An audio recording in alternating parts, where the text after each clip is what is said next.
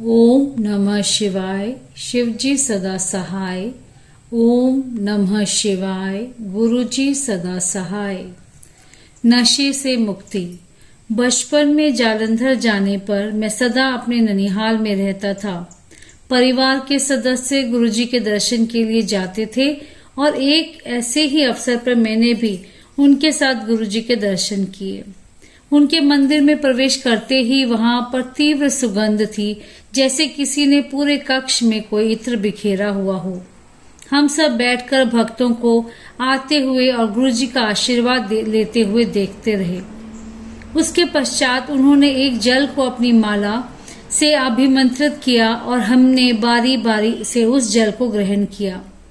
उस जल में से एक विशेष महक आती थी। बच्चे होते हुए भी हम बिना दंगा या छेड़खानी किए हुए एक स्थान पर बैठ सकते थे।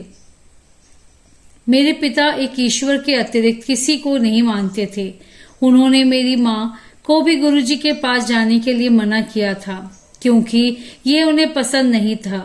अतः हमने गुरुजी के पास जाना बंद कर दिया। कोई 8 वर्ष के लिए हम गुरुजी के पास नहीं गए।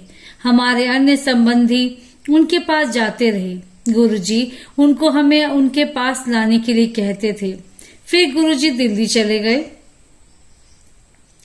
2003 में मैं अपने MBA के लिए दिल्ली आ गया। मुझे नशे की लत पड़ गई थी, क्योंकि मैं अकेला रहता था और मद्यपान करना अच्छा लगता था। अपने अभिभावकों के कहने पर मैंने अपने यकृत का परीक्षण करवाया। यह परीक्षण पहले भी करवाया था और परिणाम अशुभ होते हुए भी मैंने उनकी अवहेलना की थी। स्वस्थ मनुष्य का परिणाम 40 IU प्रति लीटर होना चाहिए। मेरा 347 था। स्पष्ट था कि यदि मैंने मद्यपान नहीं छोड़ा तो मुझे यकृत का सूत्रण रोग होने की पूरी संभावना थी, जो निश्चित रूप से घातक हो सकता था। मेरी माँ मेरे साथ रह रही थी। हम वसंत कुंज के द्वार का दूसरे मकान में जाने को थे और वह मेरी सहायता करने आई थी। मेरी माँ धार्मिक प्रवृत्ति की थी और नियमित रूप से गुरुजी के पास जाकर उनकी कृपा और मेरे स्वास्थ्य के लिए प्रार्थना करती थी। एक दिन गुरुजी ने उन्हें बताया कि उनकी संतान को कष्ट है और मुझे लाने के लिए कहा। मैं गया। मेरे पिता को यह पता नहीं था। हर संध्या को मैं सीधा उनकी संगत में जाकर चाय और लंगर ग्रहण कर वापस आता था।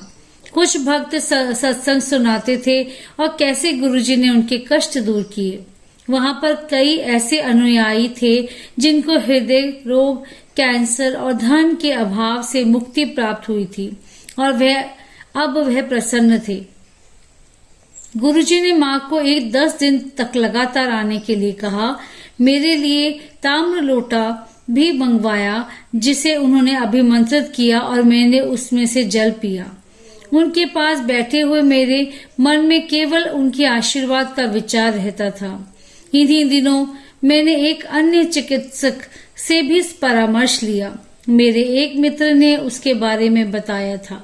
मेरे मित्र को भी यही रोग था और वह मेरी जैसी ही औषधियां ले रहा था। 4 मास के बाद भी उसका उपचार पूरा नहीं हुआ था। एक दिन गुरुजी ने मेरी माँ को कहा कि मैं स्वस्थ हो गया हूँ और उन्हें चिंता करने की कोई आवश्यकता नहीं है। मुझे पुनः सब परीक्षण भी करवाने को कहा।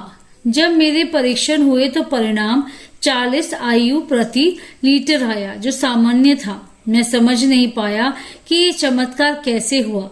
मैंने गुरुजी को उनके आशीष के लिए धन्यवाद देना चाहा तो उन्होंने मेरे से प्रश्न किया कि क्या मैंने परीक्षण करवा लिए थे, और मैंने हामी भरी। वह बोले, ठीक है ना, जा ऐश कर। मेरी माँ और मैंने उनके चरण स्पर्श किए और हृदय से उनको धन्यवाद दिया। नानी का हृदय रोग। उस रात मेरी नानी और माँ ने एक और चमत्कार सुनाया जो 10 वर्ष पूर्व हुआ था। मेरी नानी को हृदय के 3 दौरे पड़ चुके थे और चिकित्सकों ने उनका उपचार यह कहकर मना कर दिया था कि वह जीवित नहीं रह पाएंगी। मेरी माँ और मेरे मामा जी गुरुजी के पास अर्धरात्रि में पहुंचे। उन्होंने उन्हें पान के पत्ते लाने के लिए कहा, जिन्हें उन्होंने नानी के साथ वाले कमरे में पूजा कर अभिमंत्रित किया। इन पान के पत्तों को मेरी नानी के हृदय स्थल पर रखा गया। 10 मिनट के पश्चात मेरी नानी जी का मूत्र हुआ और वह एक सकारात्मक संकेत था। यह देखकर चिकित्सक उन्हें तुरंत लुधियाना के एक चिकित्सालय में बाईपास के लिए ले गए। गुरुजी के बिना मेरी नानी आज जीवित नहीं होती। कुछ अनुभवों की व्याख्या करना कठिन है, किंतु वह होती हैं। उन्हें केवल स्वीकार किया जा सकता है। मेरे उपचार के उपरांत गुरुजी के प्रति मेरी श्रद्धा में वृद्धि हुई है और उनका आशीष हमारे परिवार पर सदा बना रहे। मुनीत, जाखंड, चंडीगढ़। ओम नमः शिवाय। शिव जी सदा सहाय। ओम नमः शिवाय। गुरु जी सदा सहाय।